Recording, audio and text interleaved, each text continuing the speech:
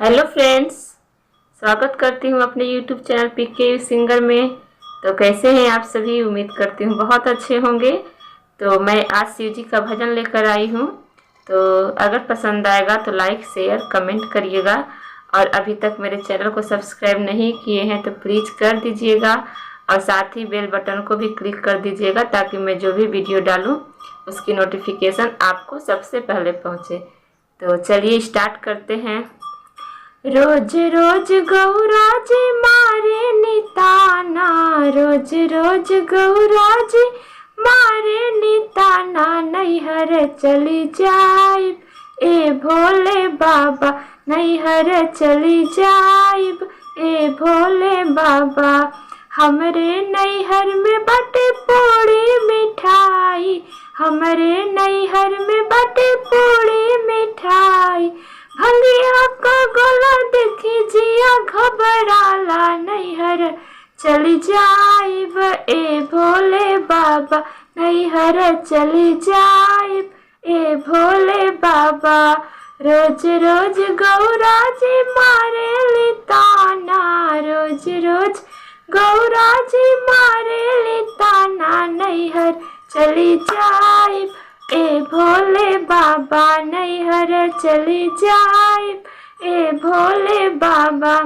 हमरे नैहर में बटे हाथी से घोड़ा, हमरे नैहर में बटे हाथी से घोड़ा, बसहा बैल देखी जिया घबराला, नैहर चली जाइब ए भोले बाबा, नैहर चली जाइब ए भोले बाबा।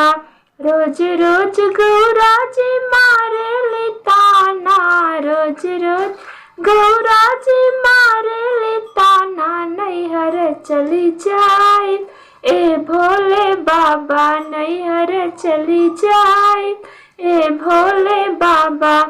हमरे नैहर में बटे कोठा अटारी, हमरे नैहर में बटे कोठा अटारी, टूटही मड़ैया देखी जिया घबराला, नैहर चली जाइब ए भोले बाबा, नैहर चली जाइब ए भोले बाबा।